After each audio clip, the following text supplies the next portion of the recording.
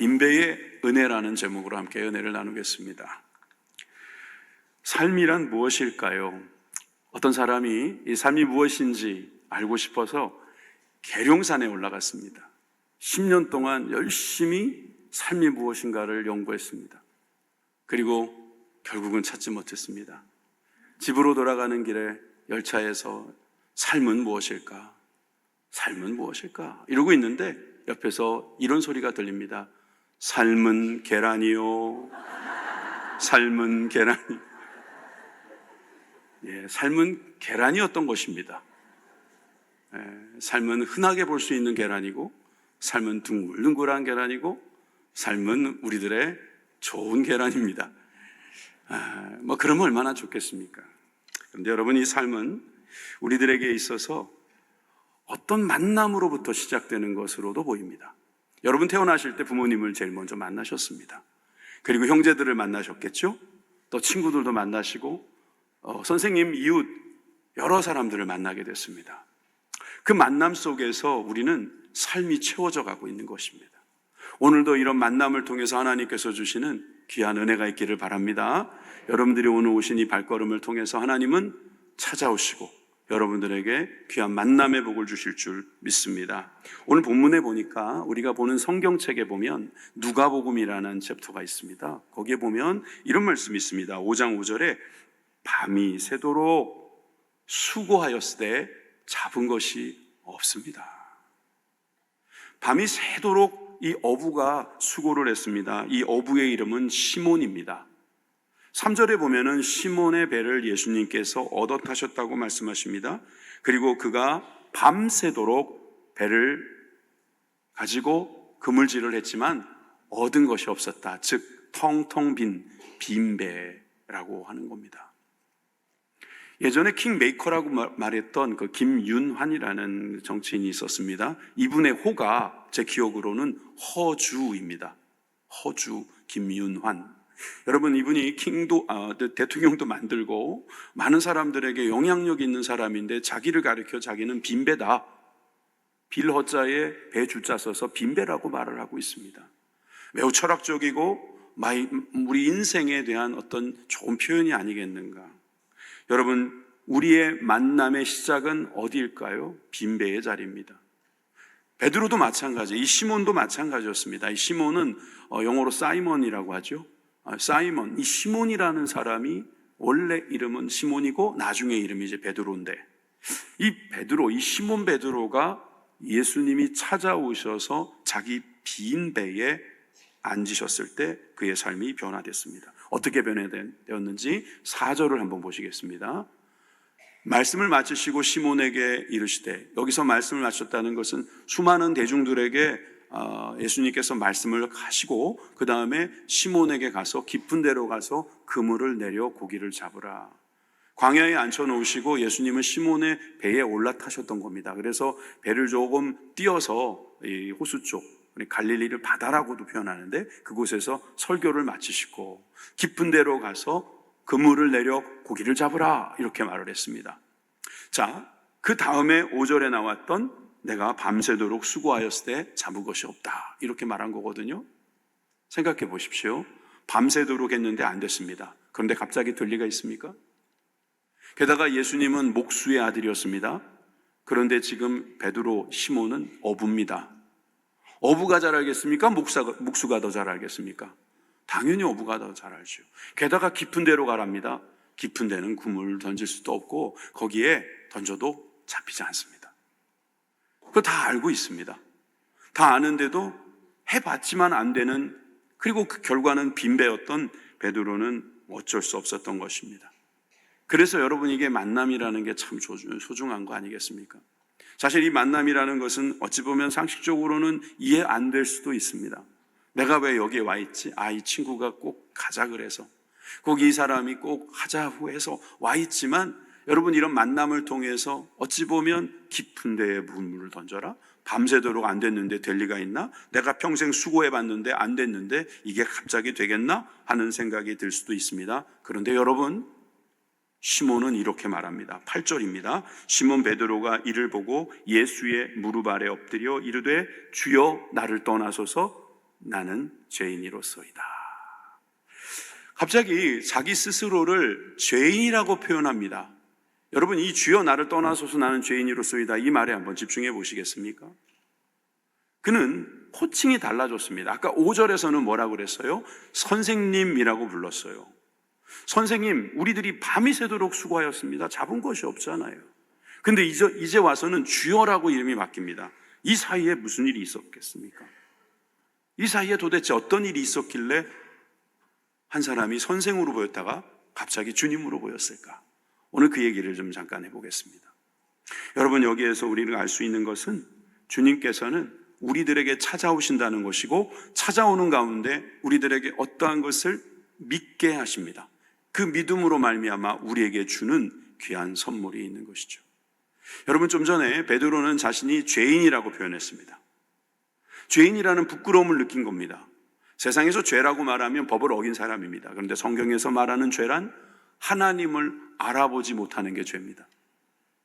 하나님에 대하여 거부하는 것입니다. 외면하는 것이 죄라고 말하고 있습니다. 하나님 밖으로 살아가는 사람이 하나님 밖에서 살아가는 사람을 죄인이라고 성경은 부르고 있습니다. 그러니까 하나님 말씀 밖에서 사는 사람을 죄인이라고 말할 때 거꾸로 믿음의 사람은 어떤 사람이냐? 말씀 안에서 사는 사람이다, 그렇게 말할 수 있죠.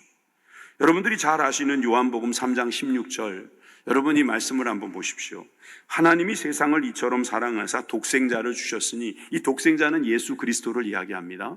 예수 그리스도께서 이 땅에 오신 것은 그를 믿는 자마다, 그를 거부하는 자마다가 아니고, 그에게 선을 긋는 자마다가 아니고, 그의 밖에 있는 자가 아니고, 그를 믿는 자마다 멸망하지 않고 영생을 얻게 하려 하심이라. 여러분, 이 귀한 축복이 여러분들 가운데 있기를 주님의 이름으로 축복합니다. 오프라 윈프리라고 하는 여인이 있죠. 이 여인이 어릴 적에 아주 많은 고초를 당했습니다. 조금 더 구체적으로 이야기하면 여러 남자에게 강간을 당했다고 했습니다.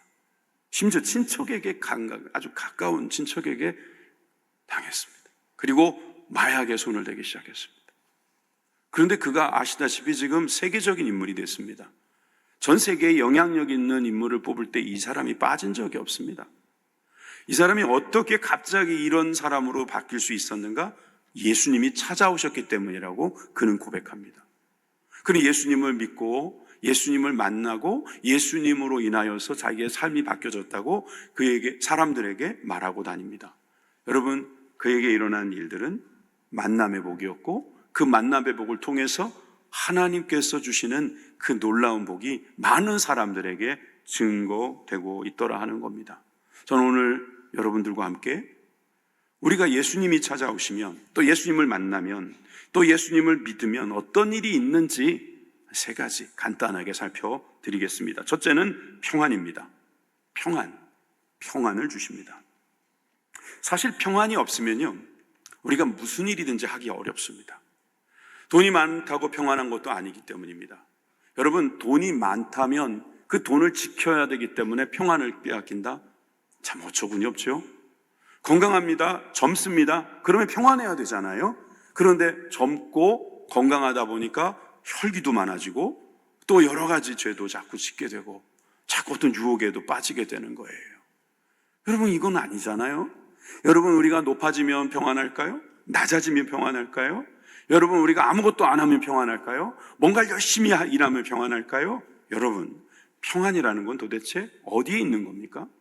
우리의 몸이 평안하면 평안합니까? 아니면 마음의 문제일까요? 여러분, 이 평안에 대하여 우리는 많은 고민을 하게 됩니다. 마음만 평안하면 사실 음식이 좀 거칠어도 얼마나 맛있는지 모릅니다. 여러분, 우리가 사람이 좀 마음에 안 들어도 마음이 평안하면 그분을 보고 사랑하는 마음이 생깁니다. 아까 우리 장로님도 기도하시고 여러분들이 찬송을 예민하게 들어보시다 보면은 우리가 세상을 조금 부정하는 듯한 느낌을 보실 겁니다. 세상을 부정하는 것이 아닙니다. 세상 가운데 있는 악한 것들에 대하여 우리가 경계하고 있는 겁니다. 하나님의 것은 우리가 거부감 없이 받아들이지만 이 세상의 것에 대해서는 우리가 사랑해야 될 대상이지 믿어야 될 대상으로 보지 않기 때문입니다. 자, 그렇다면 우리의 이 문제에 대해서 고민한 사람이 우리밖에 없겠습니까? 파스칼이라는 사람이 이런 말을 남겼습니다. 이분은 우리가 이름도 알고 있듯이 수학자이고 또 파스칼의 원리, 물리학자, 심리학자, 신학자로 유명한데, 그가 팡세에서 이런 글을 썼습니다. 이 무한한 심연은 오직 무한하고 불변하는 대상 곧 하나님 자신에 의해서만 채워질 수 있다. 말이 좀 번역으로 돼 있어서 어렵습니다. 철학서 같지요? 그런데 쉽게 말하면 이겁니다. 인간은 하나님만이 채울 수 있는 공간이 있다. 인간이라는 그 깊은 연못은 하나님만이 채워주실 수 있는 능력의 공간이다. 하나님만이 가능하다는 거예요. 그러니까 왜 이렇게 허한지, 왜 이렇게 나의 삶이 빈배와 같은지, 밤이 새도록 수고했지만, 내가 일생을 걸쳐서 애쓰고 수고했지만 왜 이렇게 허무한지. 제가 예전에 어떤 교장 선생님을 만났습니다. 존경받는 교장 선생님입니다. 근데 은퇴를 앞두셨습니다. 근데 저한테 그러시더라고요. 너무 허무하다는 거예요. 내가 이러려고 여기까지 왔냐는 거예요. 아니요, 선생님 너무나 애쓰셨습니다. 너무나 존경받는 선생님이 되셨지 않습니까? 그런데 허무하다는 거예요. 여러분, 왜 이렇게 우리가 채우지 못해서 힘듭니까? 결국 우리 간에 채워야 될 평형수가 없기 때문입니다. 아픈 이야기지만 세월호가 왜 넘어졌습니까? 평형수가 없어서 넘어진 거예요. 그 안에 채워지지 않는 것 때문에 결국은 빈배가 되어버린 거죠.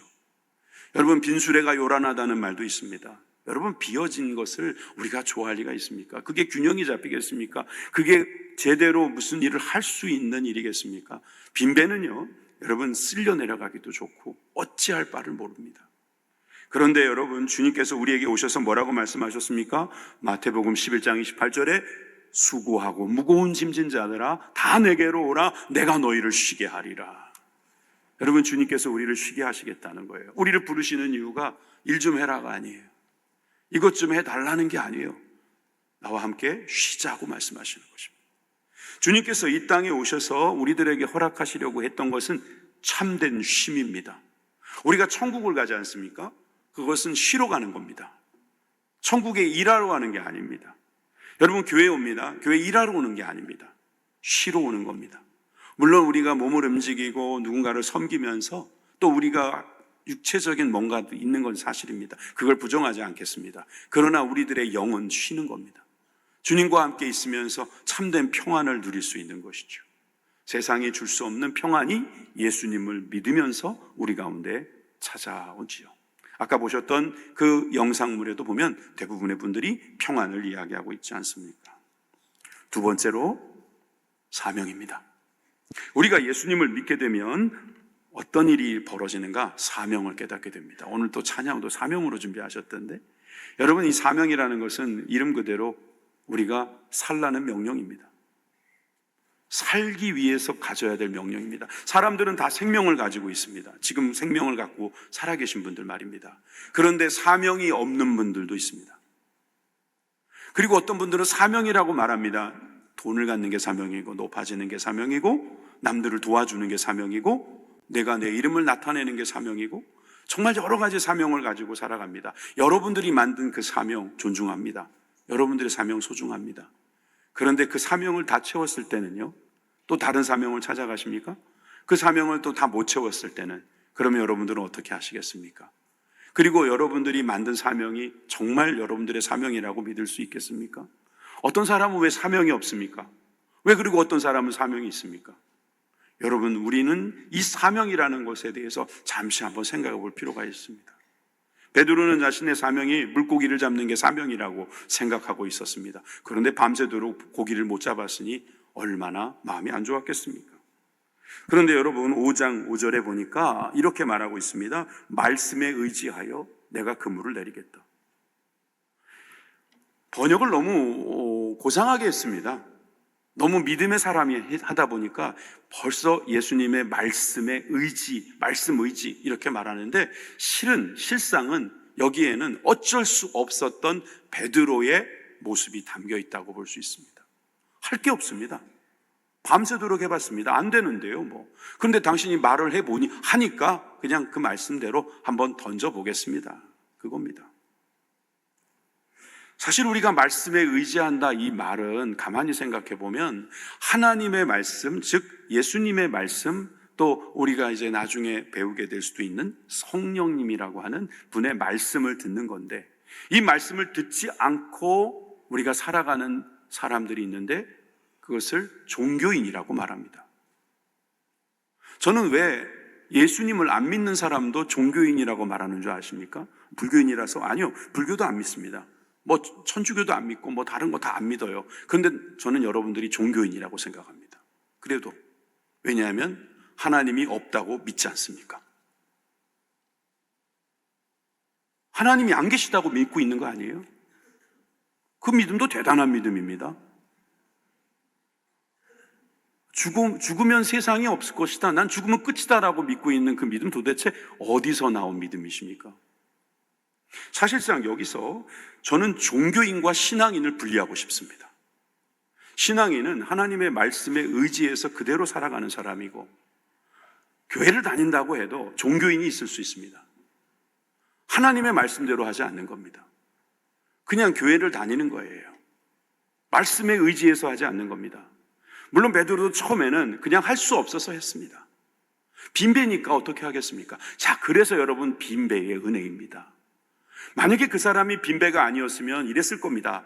아, 예수님, 선생님, 제가 지금 물고기 몇 마리를 잡았는데 얘 이거 이대로 놔두면 나중에 상합니다. 그러니 내가 공판장에 지금 팔아야 되니 제 배 쓰지 말고 옆에 있는 저 친구 배를 쓰십시오.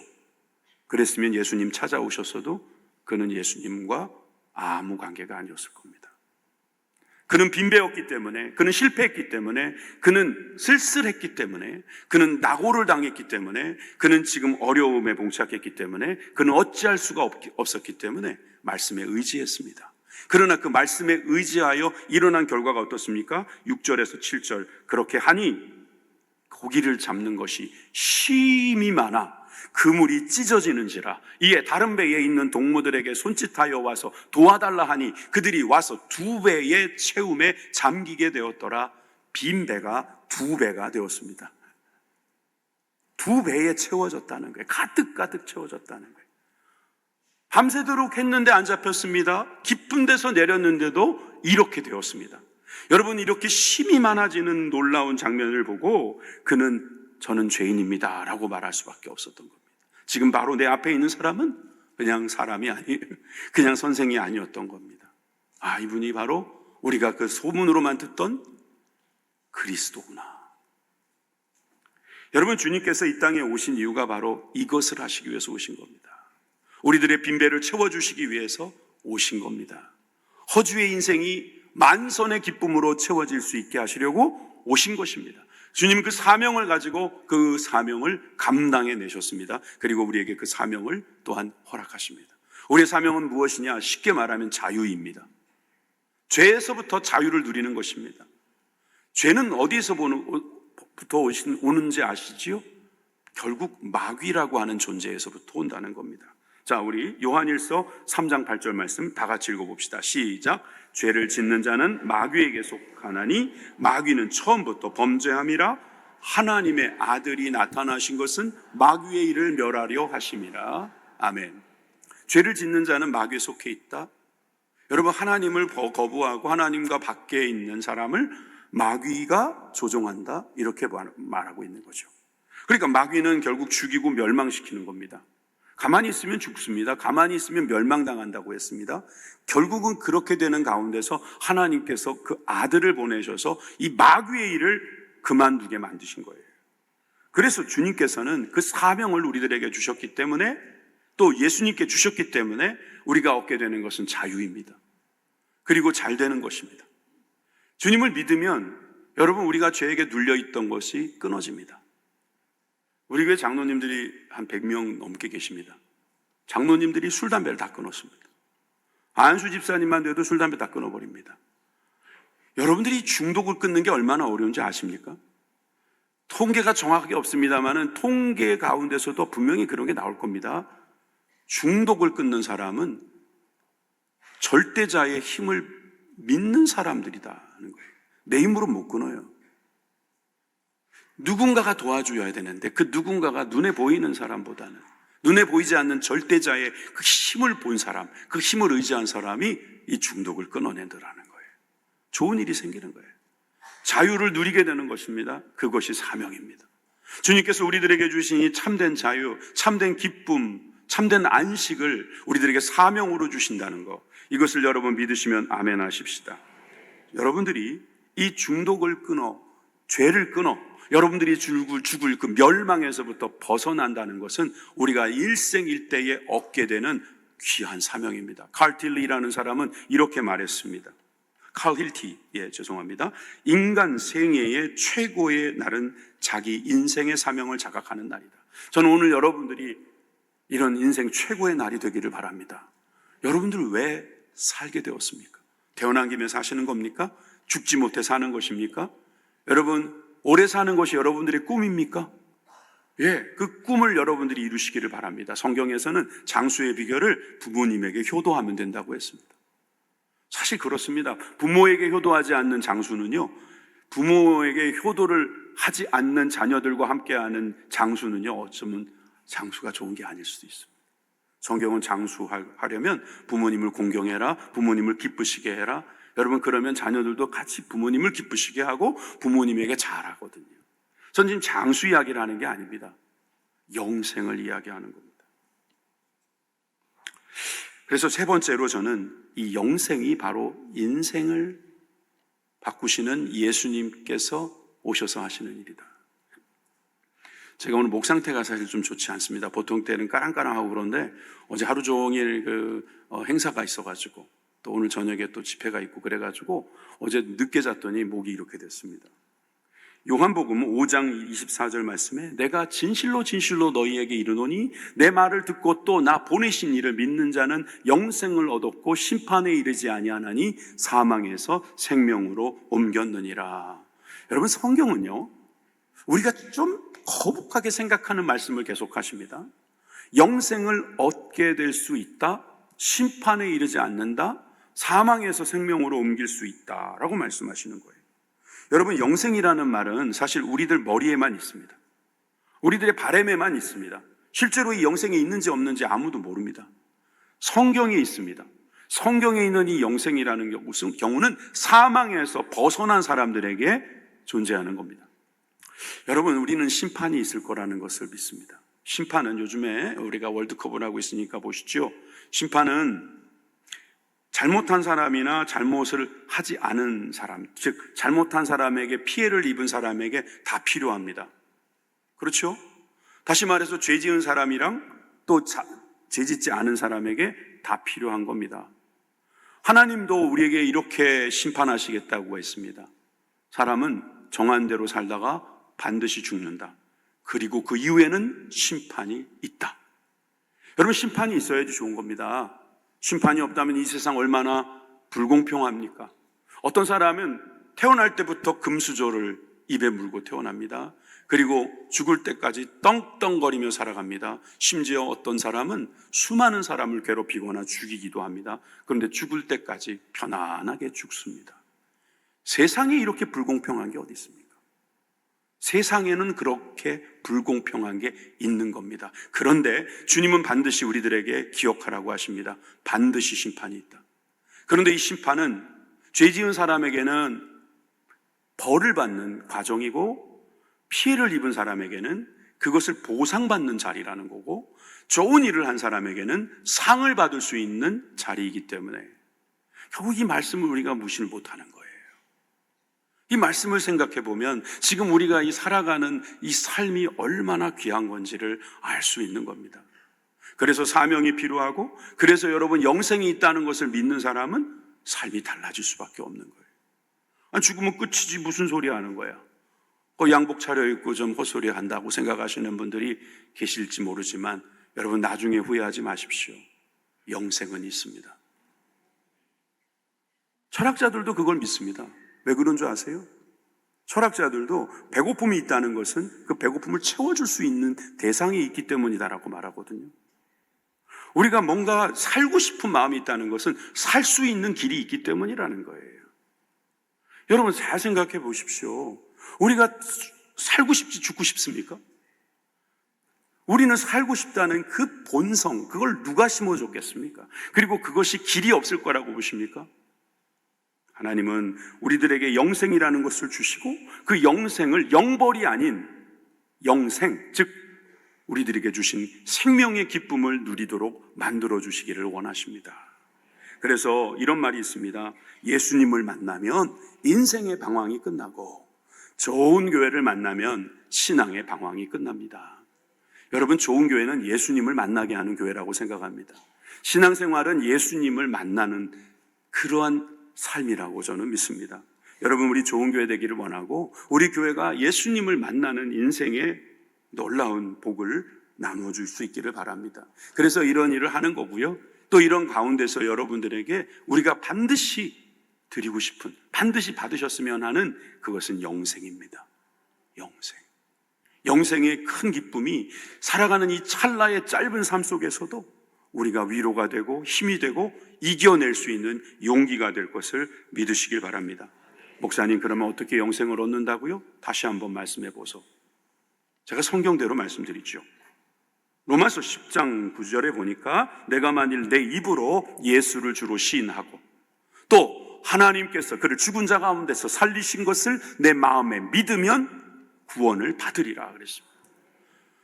내 입으로 시인하라는 거예요.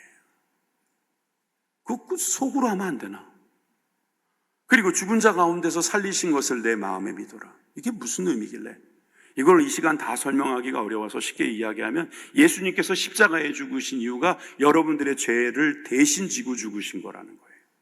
이거를 여러분들이 마음에 믿으면 구원에 이른다.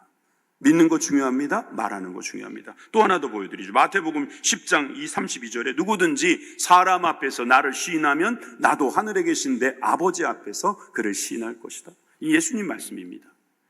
사람 앞에서 예수님이 나의 주님입니다라고 시인하면 예수님도 하늘에 계신 하나님 아버지에게 당신을 시인하겠다는 거예요. 그 사람 나 믿었다고, 나를 의지했다고, 내가 십자가에 못 박힌 것이 자기 때문이라고 인정했다고. 여러분, 왜 이게 중요한가 잘 생각해 보세요. 저희 아버지가 계십니다.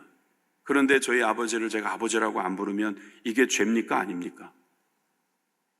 이거는 아주 나쁜 죄입니다. 아저씨 그러면 되겠어요? 아니, 용돈을 좀 받아야 되는데 아버지한테 가가지고 아저씨 돈 좀 주세요 그러면요, 용돈은커녕 여러분, 그 뒤는 아시죠? 또 옆에 가가지고요, 옆집 아저씨한테 아버지 돈 좀 주세요 그러면 그 아저씨가 가만히 계시겠습니까? 여러분, 하나님을 하나님으로 부르는 것, 하나님이 나의 아버지라고 말씀하시고 하나님께서 우리들에게 이 편지를 이 책으로 만들어가지고 이렇게 보내주셨잖아요. 이 편지를 가지고 하나님께서 약속하신 것을 우리가 믿고 있는 것, 이것을 신앙생활이라고 말하는 것입니다. 전 그래서 이 내용을 담은 기도문을 여러분들에게 한 편 소개하겠습니다. 자, 기도문 한번 보여드릴까요? 저를 사랑하신 하나님, 저는 지금까지 제 인생의 주인이 저 자신인 줄 알고 살아왔습니다. 그러나 제 마음은 빈배와 같습니다. 수고했지만 참된 평안이 없었고 붙잡았지만 영원한 소망이 없었습니다. 오늘 예수님께서 저를 찾아오신 줄 믿습니다. 예수님께서 제 죄를 위해 십자가에서 죽으시고 다시 살아나신 것을 믿습니다. 이제 제 마음의 문을 엽니다. 제 인생의 배에 오셔서 저의 주인이 되어 주십시오. 저의 죄를 용서해 주시고 저에게 새 생명을 주시고 이제부터 말씀에 의지하여 살게 해 주십시오. 예수님의 이름으로 기도드립니다. 아멘. 이 기도 마음에 드십니까? 이 기도는 아까 말씀드렸던 그 내용을 포함하고 있습니다. 제가 여러분들에게 잠깐 기도해 드리려고 합니다. 여러분들이 기도를 함께 하시면서 마음의 결정을 하십시오. 이후에 아까 보여드렸던 그 기도문을 함께 읽으실 때 여러분만 압니다. 하나님과 여러분만 압니다. 이 기도를 진심으로 했는가, 이것을 믿고 했는가 하나님은 아시고 하나님께서 그 말씀대로 구원을 주시기로 약속하셨다면 여러분들은 영생을 얻었고 사망으로 빠지지 않을 것입니다. 우리는 둘째 사망이 있다는 성경 말씀을 믿습니다. 성경에 나와 있기 때문입니다. 첫째 사망은 누구나 죽습니다. 아니, 우린 죽어야 합니다. 그런데 둘째 사망은 죽지 않을 수 있습니다. 그것이 바로 영원한 생명, 천국에 가는 길입니다. 그렇기 때문에 우리 남은 삶에 사명이 있고 영생이 있기 때문에 우리 가운데 평안함이 있고, 그렇기 때문에 우리의 삶이 의미가 있고 하나님께서 주신 평안함이 있습니다. 빈배의 삶을 살아오셨던 여러분, 오늘 잘 오셨습니다. 밤새도록 수고했지만 얻은 것이 없겠죠. 그러나 오늘 주님께서 주시는 이 귀한 생명을 얻고 더 풍성히 얻으시길 바랍니다. 기도하겠습니다.